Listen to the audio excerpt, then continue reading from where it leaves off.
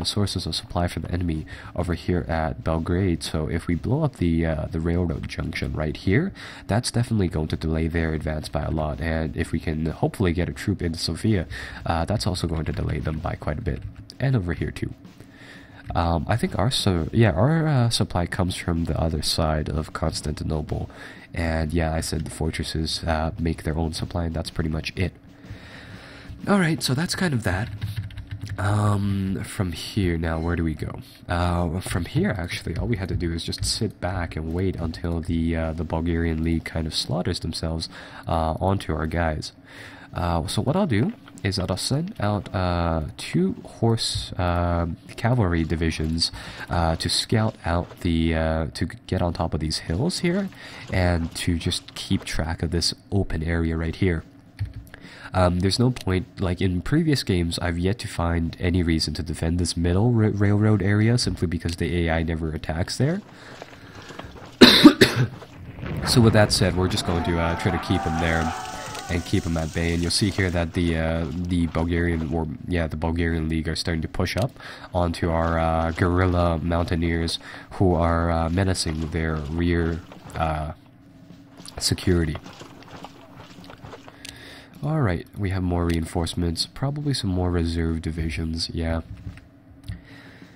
Okay, so these guys have surrounded us over here, so we're going to defend this location. These guys are going to try to blow... Oh, I found an enemy supply wagon, so we're going to have to deal with that later on. Over here now, I'll talk a bit about the combat later on, seeing as how it's a system where you kind of have to see it to understand how it plays out. So anyhow, we've blown up the enemy's rear bridges, and they'll need engineers to rebuild them. So they'll be stalled for a little while. For now, so long as we can keep up this defensive belt, we should be fine. Yeah, as if you play as the Ottomans inside the scenario, it's really rather easy, simply because you can just form these defensive belts and then keep the enemy at bay almost for indefinitely. Unless you play against a human opponent, then it becomes hard. So the enemy will probably attack us here, and what you're seeing here is that once your unit gets attacked, if they have 0 chance of survival, that'll happen. They'll get attacked, they'll retreat, you won't even get a report for the battle, and you'll have that little red tag onto their 2 values, and what that means is that they've been broken, so that troop is just effectively a collection of men. They're not considered fighting troops for any purposes, and they're actually unable to do anything, even defend themselves. So yeah, you don't want your troops having that red little tag on the bottom of their counters, and you don't want that thing to be yellow either. If it's yellow, that means that they've been disrupted, which is a minor variant of what has just happened. Yeah, so you'll see here that our unit broke, and in the process it split up into different little battalions because their cohesion was eliminated, unfortunately, and now they are broken effectively, so they've kind of bailed. Alright, so that's kind of that. Usually the AI, I recall for this scenario, was more aggressive, meaning that they'll slaughter themselves on your defensive belts. But the armies here have taken to chasing over our small group, so that's rather nice. So here you can see the casualty lists. We lost 35 light rifle squads and 13 horse teams, and the Balkan Leagues lost 6 squads. Have I been calling them the Bulgarian League or the Balkan League? It's the Balkan League. Pretty sure it is anyhow. Yeah.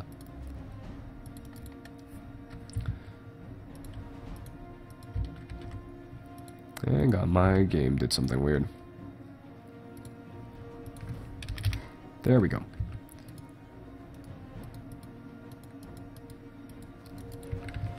Huh.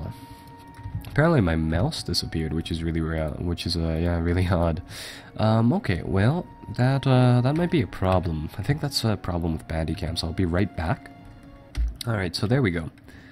It is apparently turn 10, and we are back inside the game. So, no big deal, no big deal. We were able to do a few actions, and now we are back inside the game. So, what I actually just noticed was that our troops here have reformed. You may have noticed that our Alpine divisions were, our Alpine hex counters over here were destroyed inside in their raids against the two supply depots over here, but they've reformed down here on our side of the border. And this is well, the game is a simulation of real world war situations, and what has just happened was that those mountaineers were able to, rather the surviving mountaineers were actually able to get back to their own lines and reform their troops into some smaller, though still cohesive units. And you'll see here that the AI is now making a few raids forward. Is this Balkan League player, is the AI actually going to attack me on the main defensive line any soon? Apparently not. So yeah, unfortunately I'm not able to talk a lot about the combat system simply because we haven't seen a real fight. But the general gist of it is that the actual combat resolution, it's a bit of a black box, meaning that for your terrain, you'll always have benefits to your terrain, like mountaineers on mountainous terrain, and obviously attacking a city is difficult, but how the game actually simulates the combat is a black box to everybody outside of the developers, and what they've done with it is that you know what? It's almost the last turn. We'll make an attack. So let's see. Where should we attack on their lines here? Get our divisions to move forward from here, and the attacking system here is quite brilliant. I mean, it's a black box, meaning that what the game will do is that it'll take whatever units you have here, and then it'll compare it to whatever units that the enemy has. So it'll take our light rifle squads, and all of these different vehicles and different squads have different combat values, and it'll take these values into consideration along with the hundreds of other squads and the other equipment, and it'll essentially blend some results out from there. What the game will essentially do is that it'll take these values into consideration. Yeah, actually, you know what? We'll do all units, cancel all attacks, all units attack, ignore losses, and we'll press forward like that.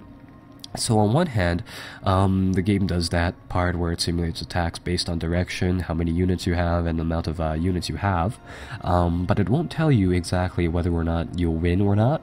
It'll tell you your likeliness and chances, but I've seen like companies of mountaineers on this scenario take on battalions, and that means that a company of like about 100, 300 men at most held off a group of like 1,000 men. So yeah, it's pretty amazing, and you can actually do multiple attacks per game, or rather per turn. And you'll see here that on the side of the menu you have this circular star thing, and depending on how much time you spend on each attack, you can actually pull off like multiple serial attacks on one thing, so you don't have to resolve combat immediately.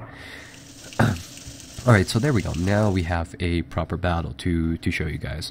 So the game will generate a battle log over here, and this is essentially the sum of the black box's results. So you see here that all of our corps and infantry divisions attack, and as they attack, it'll generate off a few messages here. So for example, the Balkan League's second Division, 1st Brigade defends, and two of our infantry divisions break off the attack, but some of our other troops continue to attack, and 2 more corps break off the attack, but ultimately we take over the enemy's tile.